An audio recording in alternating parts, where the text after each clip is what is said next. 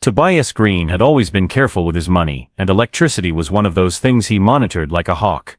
His small two-story home in the suburbs had been built to be efficient. Solar panels on the roof, smart thermostats, LED bulbs in every fixture. For years his utility bills had been predictable enough that he could guess the amount before opening the email from the power company.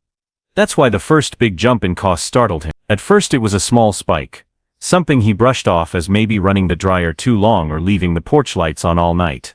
But by the third month, the number on the bill had nearly doubled, and nothing about his routine had changed. He wasn't hosting guests, he wasn't working with new equipment. He hadn't bought anything that would drain that much power. Every time the email came, a knot formed in his stomach. He called the electric company, but they told him there was no error and that his meter showed normal use from his account. Tobias started second-guessing himself. Was there a short somewhere? Was an appliance going bad and pulling energy non-stop? He walked through the house at night, switching things off, unplugging what he could, but the bills kept climbing. Friends told him to relax, that the rates had gone up everywhere, but when Tobias checked the official rate changes online, they didn't explain the surge he was seeing. He began to feel as though someone was siphoning something from him. But how? Tobias prided himself on being a good neighbor. He always mowed the strip of grass by the sidewalk. He waved at dog walkers. He dutifully paid the monthly HOA fees that covered landscaping and security patrols. He believed in community trust. That trust became a source of anxiety now, because if the problem wasn't inside his home, then it had to be outside. Late at night, sitting in the glow of his laptop screen, he searched for signs of power theft. Article after article explained how people had discovered extension cords running from their outlets. How subtle tampering could go unnoticed for months. The stories unsettled him, but also validated his suspicions. Each time he got another bill, he took it personally. It wasn't just money, it was the idea that someone might be stealing from him in plain sight. He could feel his patience thinning. He began making notes of the dates and times he noticed unusual meter reading. He downloaded his usage history from the power company to look for patterns, scrolling through rows of numbers like an amateur detective. He highlighted spikes in yellow on his spreadsheet. The spikes often occurred between midnight and 4, when his house was quiet, when he was asleep upstairs. The realization unsettled him even more, because it meant that if someone was using his power, they were creeping onto his property at night while he was unaware. He thought about calling the police. But what would he say? There was no evidence yet. Just a gut feeling and a few high bills. He confided in a coworker during lunch one day, and she advised him to buy a small motion sensor camera. Tobias resisted at first. He didn't want to spy on his neighbor, yet the idea of a hidden observer catching the truth became harder to ignore with each passing week. By the time his fourth bill arrived with another unexplained surge, his mind was made up. The sense of violation crept into every part of his day. When he made coffee in the morning, he thought of the meter running. When he drove to work, he wondered who might be brazen enough to sneak over after dark. At night, lying awake in bed, he heard every little noise outside, and wondered if that was the moment it was happening again. The polite, trusting homeowner he had been was slowly turning into a man on edge, driven by the need to uncover the invisible leak in his life. By the 5th month, Tobias's spreadsheet had become a map of his growing obsession. Rows of dates and kilowatt hours stretched across his screen like evidence in a case file. The spikes were unmistakable now, peaking at nearly the same times several nights a week. The numbers didn't just show increased use, they showed precision, as though someone had planned a schedule. The discovery made his skin crawl. He started checking the meter outside after midnight, standing in the cool air with a flashlight, watching the dials spin faster than they should, while his entire house slept. He began to think about how vulnerable his property really was. The outdoor outlet on the side of his garage had always been convenient for holiday lights and yard tools. It was on its own breaker, easy to access without unlocking anything. He had never considered that someone could use it for more than a quick phone charge. Now in his mind's eye, he could see a cord snaking across the grass to some hidden battery or machine. The thought made his pulse quicken. During the day, Tobias started noticing subtle signs he had overlooked before. A faint indentation in the grass near the outlet. A scuff mark on the side of the garage. A small scrape on the plastic cover of the plug. He crouched down and examined them, feeling like an intruder on his own property. Maybe he was imagining things. Maybe he was becoming paranoid. But when he compared the dates of those observations to his spreadsheet, the coincidences lined up too neat. He drove around the block one evening after work, looking at his neighbors' houses from the street. Everyone seemed normal. Kids playing basketball, sprinklers running, porch lights flickering on. Nothing about the quiet cul-de-sac suggested theft. Yet Tobias couldn't shake the image of someone walking over under cover of darkness, taking what didn't belong to them. It was a kind of silent violation that no one would believe unless he had proof. So he bought the camera. It was small enough to fit in his palm, with a lens no bigger than a pea. It connected to his phone and could record in night vision. Installing it felt strange, a secret act of self-defense in a place where he had always felt safe. He positioned it carefully above the garage, angled at the outdoor outlet. His hands trembled as he tightened the screws. When it was done, he stepped back and stared at the little black eyes staring outward. This was his new sentinel. That night, he lay awake scrolling through the live feed on his phone, watching his own driveway in eerie grayscale. Every movement of a passing car's headlights made his heart jump. He told himself he was being ridiculous, but deep down he hoped for the moment when his suspicions would be confirmed. Hours passed. The neighborhood settled into silence. He finally drifted off to sleep with the phone on his chest, still streaming. The next morning, before the sun rose, he opened the app and began to scroll through the motion-activated clips. Most were just shadows of raccoons or swaying branches. And then, buried among them, a shape appeared, human, moving with intent, stepping into his yard and bending down near the outlet. Tobias's breath caught in his throat as he watched. He replayed the clip over and over, barely breathing, watching the grainy night vision figure come into focus. The person moved quickly but not like a stranger.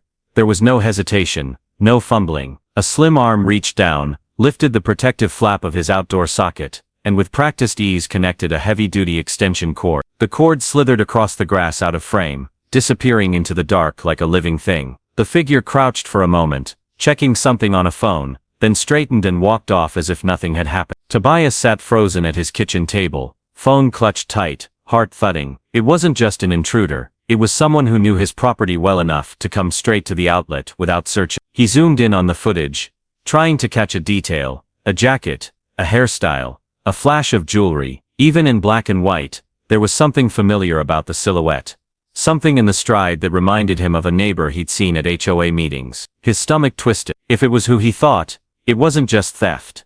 It was betrayal from someone who already wielded power in the neighborhood. For the rest of the morning, he couldn't concentrate. He walked outside, stared at the plug, ran his fingers along the outlet cover, almost expecting it to burn him. He could still see the faint line in the dew where the cord had been dragged. It felt like evidence in violation all at once. The hidden camera had answered the if, but left him with a bigger question. Why would someone who could afford a sleek electric car sneak across the street to drain his electricity instead of paying for their own? Tobias's mind raced with possibilities. Spite, entitlement, or simply assuming he wouldn't notice. Each answer made him angrier. He printed screenshots from the footage, lining them up on his kitchen counter like pieces of a puzzle. The image of that shadowy figure bending at his socket burned into his mind. He rehearsed what he might say when he confronted them, imagining the stunned look, the apology that would come, but a small cynical voice whispered that people like that didn't apologize, they deflected. And he needed to be ready for that too. The sun climbed higher, and the neighborhood woke up around him. Cars pulling out of driveways, sprinklers ticking. Across the street, the sleek shape of a Tesla glinted in the morning light. He couldn't unsee the image of a cord connecting his home to that car, even if it had been in darkness. He spent the next day gathering his nerve, waiting for the right moment. When he finally crossed the street, screenshots tucked under his arm, the treasurer was in her driveway polishing the hood of her Tesla. She looked up with a bright, rehearsed smile, the kind she used at HOA meetings.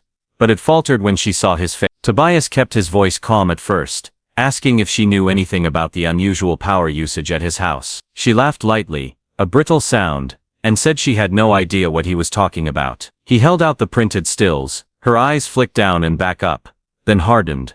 The mask slipped. What Tobias expected was embarrassment, maybe shock. What he got was defiance. She straightened, crossed her arms, and said she was within her rights under community agreements, that outdoor outlets were common property, that he should check the bylaws before making accusations. The audacity left him speechless for a heartbeat. She wasn't even pretending to be sorry. Instead, she leaned on her role as HOA treasurer, hinting that he could face fines for violating landscaping rules if he continued to harass her. Neighbors walking their dogs slowed, sensing the tension. Tobias felt his hands shake but forced his voice steady, pointing out that the footage showed her on his property, at his outlet, in the middle of the night. She smiled thinly and said she had nothing more to discuss without a board meeting present. Then she turned her back and began wiping her windshield as if he wasn't there. He stood on the edge of her driveway, heat rising up his neck, feeling both exposed and powerless. All his preparation, the screenshots, the sleepless nights, and she dismissed it like it was nothing. The Tesla gleamed between them, a silent witness, its charging port closed but his mind picturing it open, sucking his electricity through the night. The confrontation he had imagined as a moment of justice had become a collision with arrogance and rule. Tobias walked back to his own yard with the images still clutched in his hand, more determined than ever to find a way to make her stop. Back in his kitchen, Tobias stared at the screenshots and felt the frustration settling into a cold resolve.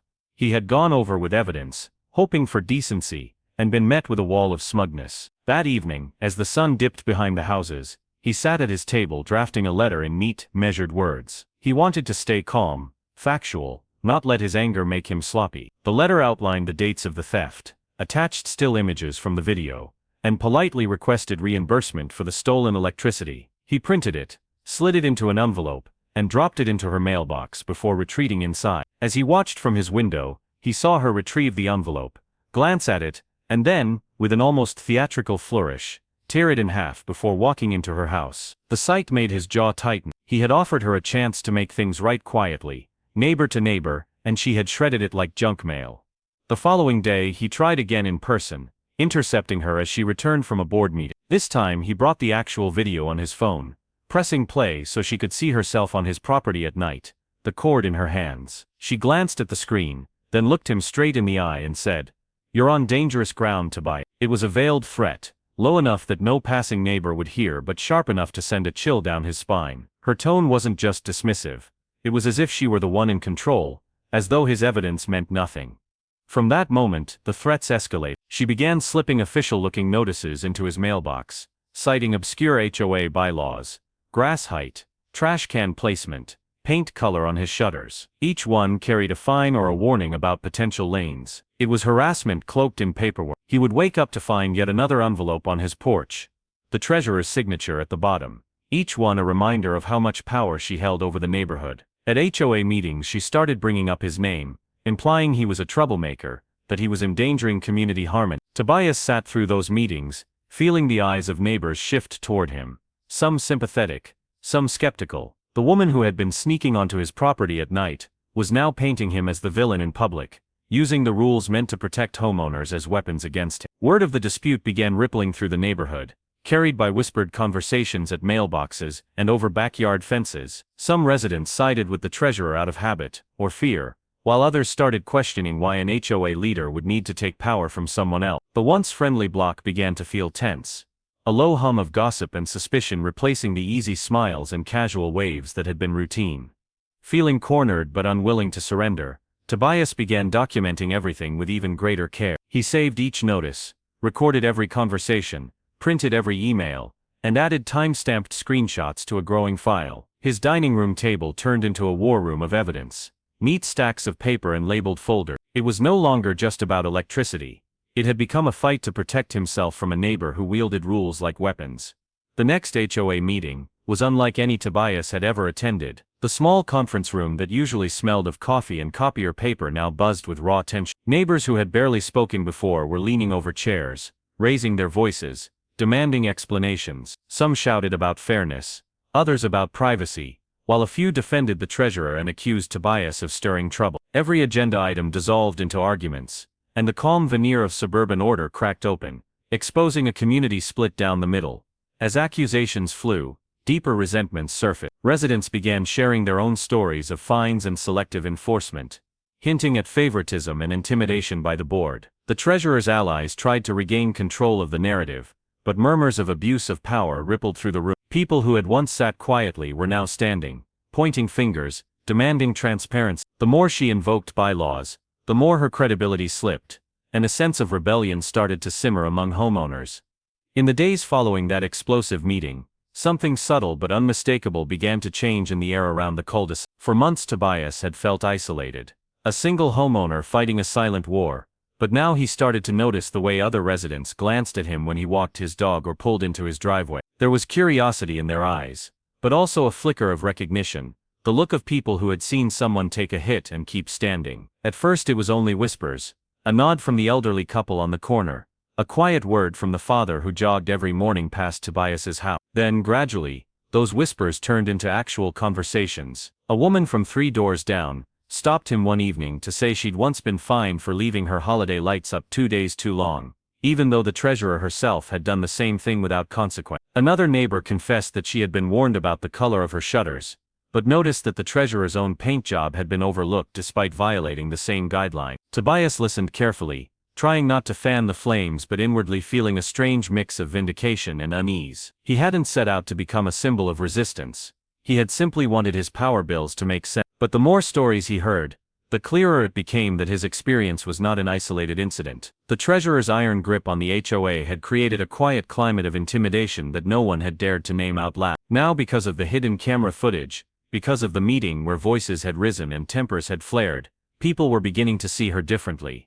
One evening a small group gathered on his front lawn, unplanned but not entirely accidental. They spoke in low voices about patterns of selective enforcement, about letters slipped into mailboxes that had felt more like warnings than community notice. Tobias found himself recounting the exact steps he had taken, installing the camera, documenting every spike, keeping a file of every email. He showed them a few of the stills from the footage, careful not to sensationalize but letting the images speak for themselves. The group murmured in disbelief. Some shook their heads.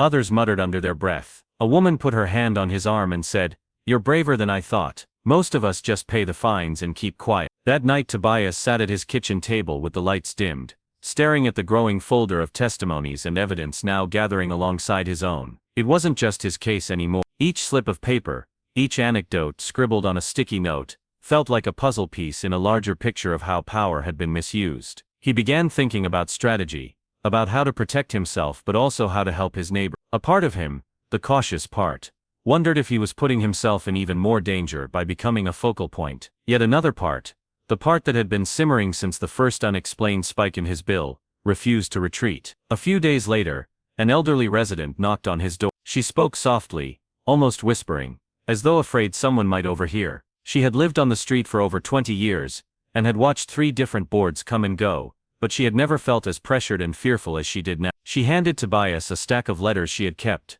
warnings, fines, and even one notice threatening legal action over a garden gnome. Her hands trembled as she passed them to him. He took them gently, understanding that in her gesture was not just documentation, but a plea for someone to finally push back. With each new account, Tobias's determination hardened into something like a mission. He began building a timeline, pinning dates and incidents onto a large corkboard he had set up in his spare room. The board soon filled with printouts of emails, snapshots of notices, and his own photographs of the outdoor outlet and cord marks in the grass. Red yarn connected clusters of related events. Spikes in his electricity usage aligned with HOA meetings, fines issued to specific residents right after they had spoken out, and subtle changes in the treasurer's rhetoric each time she felt threatened. It looked like something out of a detective show, but to Tobias it was simply the clearest way to see the pattern. Meanwhile, the treasurer continued her nightly routine as though nothing had changed. Twice more his camera caught her plugging into his outlet, glancing over her shoulder with a practiced casualness. Tobias archived each clip, labeling them meticulously. He thought about taking the footage to the police, but without a clear monetary value or direct confrontation caught on tape, he worried it would be treated as a civil dispute. And besides, he sensed that the story was becoming bigger than a simple theft. It was about the culture of power that allowed it to happen. Then came the night of the surge. Tobias had been awake late, scrolling through footage from earlier in the week, when he saw on the live feed the familiar figure crossing his lawn once again. This time she carried not just the cord, but a small portable charger. She plugged into his outlet, walked back to her car, and a moment later a flash of light flickered near the Tesla's port. There was a faint popping sound through his phone speaker, followed by a sharp jerk of her body as she realized something was wrong. She yanked the cord out, looking around in panic, and for a brief instant, the camera caught the reflection of her face twisted in frustration and fear. She slammed the car door and sped off, leaving the cord trailing like a broken lifeline. Tobias didn't move for several seconds after watching the clip. He could feel the echo of adrenaline in his veins, though he had done nothing but watch. He didn't know whether the surge had been caused by his own circuit breaker tripping or by some fault in her charging setup, but the result was unmistakable. She had been caught in the act at the very moment her plan backfired. The next day, word spread quickly that her Tesla was out of commission. Neighbors whispered about a fried battery, about how much it would cost to replace, about whether insurance would even cover such an incident. No one spoke openly of the charging at night, but the timing was too perfect for people not to connect the dots. In the days that followed, the atmosphere in the neighborhood shifted yet again. The treasurer stopped appearing at community gatherings. Her once constant patrols of the street ceased. When she did emerge, her expression was tight, lips pressed together, and she avoided Tobias's. Some of her former allies began distancing themselves quietly, no longer defending her in conversations. Others approached Tobias more openly now, offering to share documents or speak up at the next meeting. It was as though the invisible barrier of fear had cracked, and people were stepping cautiously into the open. Tobias, however, felt no triumph. Sitting at his desk surrounded by stacks of papers, he felt the weight of responsibility pressing on him. He had evidence of theft, evidence of intimidation, and now a dramatic incident that had turned the neighborhood's opinion. But what to do with it, how to channel it, was another question entirely. He wasn't a lawyer, or an activist. He was just a man who had wanted fair treatment. Yet as he looked around at the faces of neighbors who came to his door with their stories, he realized they were looking to him as a kind of anchor. He continued to collect every scrap of information, but he also began to think about healing, about how a neighborhood that had been divided by fear and favoritism might be brought back together. Even as he kept his files organized and his camera rolling, he walked his dog with a softer expression, nodding at people who now greeted him with quiet gratitude. The once orderly street had been shaken awake, and though the future felt uncertain, there was a sense that something larger than one man's electricity bill was beginning to unfold. The attention that followed came slowly at first, like a low hum at the edges of the neighborhood, and then all at once. A local reporter who covered community issues had been tipped off about a strange fight over power inside the HOA, and one afternoon Tobias opened his door to find a woman with a notepad asking if he was willing to talk. He hesitated, but she already knew enough to make clear the story was going to run whether he cooperated or not. Sitting at his kitchen table with a mug of coffee going cold, he recounted the past months, the mysterious bills, the camera footage, the confrontation, She asked to see the still images, and when he slid them across the table, she stared at them for a long time without speaking. He could see the headline forming behind her eyes. Within a week, a short article appeared online, tucked between pieces about city budgets and new restaurants. But the headline was sharp, and the comments section exploded. People from other neighborhoods chimed in with their own HOA horror stories, each one fueling the fire. Soon bigger outlets picked it up, framing it as a cautionary tale about power, privilege, and accountability. The treasurer, who had built her identity on order and control, suddenly found herself painted as the villain of a suburban morality play. She tried to push back, issuing statements about misunderstandings and selective editing, but screenshots of her notices and the timestamps on the footage were hard to spin. As the media attention grew, so did scrutiny from outside authorities. An inspector from the city utility arrived to verify the tampering Tobias had documented. A consumer rights advocate contacted him to offer guidance. Even a local legal aid group reached out to say they were investigating patterns of HOA abuse and might use his case as an example. Tobias felt as if the quiet, tree-lined street had turned into a stage on which a drama much larger than his own life was unfolding. Neighbors who had been timid before now spoke freely, some even giving interviews themselves, recounting years of arbitrary fines and threats of inside the neighborhood. The ripple effect was undeniable. Flyers appeared on doorsteps, calling for an emergency vote to replace board members. A petition circulated online demanding transparency and independent audit. People who had once mowed their lawns in silence now stopped to talk to one another, sharing their own grievances and hopes for change. The treasurer's name became shorthand for entitlement, her Tesla a symbol of unchecked privilege. And though Tobias had never asked to be the center of it, his name appeared in articles as the homeowner who had dared to film what others only whispered about. At night he would read the comments on his phone, feeling a mixture of vindication, exhaustion, and unease at how quickly his private ordeal had turned into public spectacle.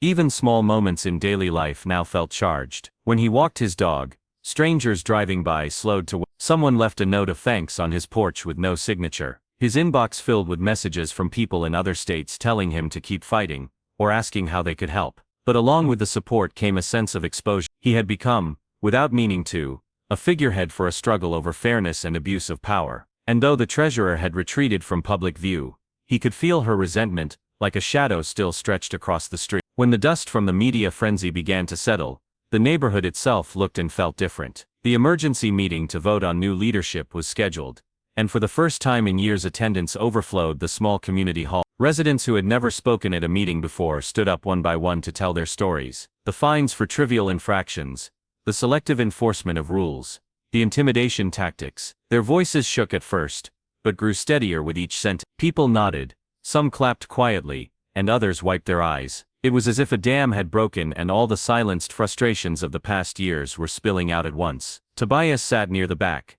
Listen. He hadn't planned to speak, but as the evening went on, neighbors turned to him, some giving small gestures of encouragement. Finally he rose, his heart hammered. He didn't bring up the Tesla battery, or the surge.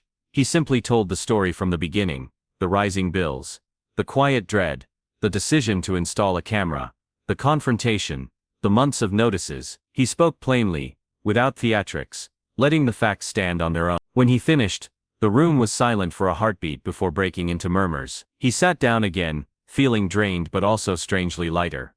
The vote was called. Ballots were collected in cardboard boxes usually used for seasonal decoration. Volunteers tallied them at a folding table while residents milled around in clusters, whispering, pacing, holding cups of lukewarm coffee. The treasurer sat stiffly near the front, arms crossed, her gaze fixed on the floor. When the results were announced, a wave of sound rolled through the room, not cheers exactly, but a kind of collective exhale. The board would be replaced. A committee would be formed to review past fines and practice. For the first time in a long time, there was a sense that ordinary homeowners had wrested some control back from the small circle that had ruled them. Outside, under the yellow glow of the parking lot lights, people lingered, talking in low voices about the future. Some approached Tobias to thank him, others to offer help with whatever came next. He nodded, shook hands, feeling the cool night air on his face. The street where he had once walked in quiet suspicion now hummed with cautious hope. The power struggle that had started with a mysterious spike on a utility bill had cracked open something deeper in the community, a conversation about fairness, transparency, and how easily authority could be abused when no one was watching.